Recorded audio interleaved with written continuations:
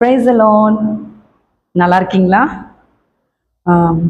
நம்ம முன்னாட்களில் ஏசப்பாக்காக வாழணும், பரிசுத்தமாக இருக்கணும் அப்படி சொல்லிட்டு நம்ம நிறைய தீர்மானங்கள் எடுத்திருப்போம்.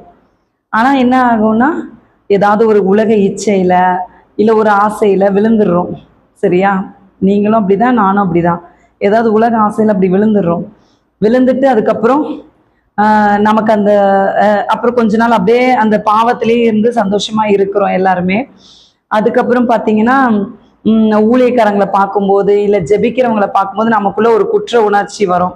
ஐயோ, நம்ம ஏசப்பா விட்டு தூரமாக போயிட்டோம், நம்ம ஏசப்போட பிள்ளை தானே, நம்ம இப்படி தூரமாக வந்துட்டோமேனு அந்த குற்ற மனசாட்சி நம்மளை பிடிக்கும்.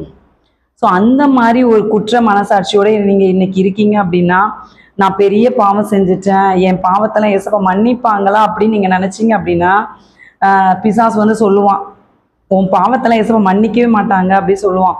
அவனோட பேச்செல்லாம் நீங்கள் கேட்கவே கேட்காதீங்க. ஏசப்பா வந்து எல்லாருடைய பாவத்தையும் மன்னிக்கிறதுக்கு ரெடியாக இருக்காங்க. ஏசப்பா கிறிஸ்தவர்களுக்கு மட்டும் தெய்வம் கிடையாது. ஏசப்பா உலகத்தில் பிறந்த எல்லா மனிதர்களுக்குமே தெய்வம்.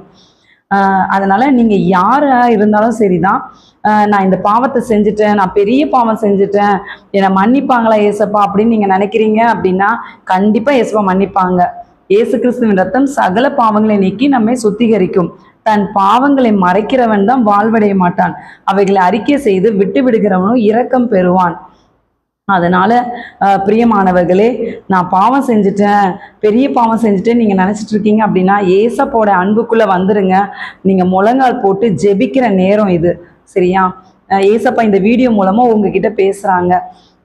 நீங்கள் ஜெபிக்க ஆரம்பிங்க. ஏசப்பா உங்கள் பாவத்தெல்லாம் மன்னிச்சிருவாங்க.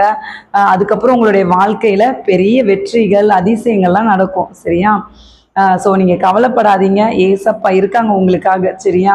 மனுஷர்கள் வந்து நீ பாவின்னு சொல்லிட்டு உங்களை குற்றப்படுத்தலாம், ஆனால் ஏசப்பா ஒரு நாளும் யாரையும் அப்படி குற்றப்படுத்த மாட்டாங்க. ஏசப்பா அன்பின் தெய்வம். அவர் எல்லாரையுமே பாவிகளை வச்சுக்க தான் ஏசப்பா உலகத்துக்கு வந்திருக்காங்க. அதனால பாவம் செஞ்சுட்டேன் ஏசப்பா, என்னை மன்னிச்சிருங்க ஏசப்பான்னு நீங்கள் வந்து ஏசப்பா கிட்ட சொல்லும்போது, அவர் உங்களுடைய பாவத்தை மன்னித்து உங்களை ஏற்றுக்கொண்டு உங்களுடைய வாழ்க்கையை உயர்வுக்கு கொண்டு போகிறதுக்கு அவர் காத்து கொண்டு இருக்கிறார். ஸோ இந்த வீடியோ கேட்குற எல்லாருமே ஏசப்பா உங்க கூட பேசிட்டு இருக்காங்க. நீங்கள் கர்த்தரால் ஆசீர்வதிக்கப்பட்டவர்கள்.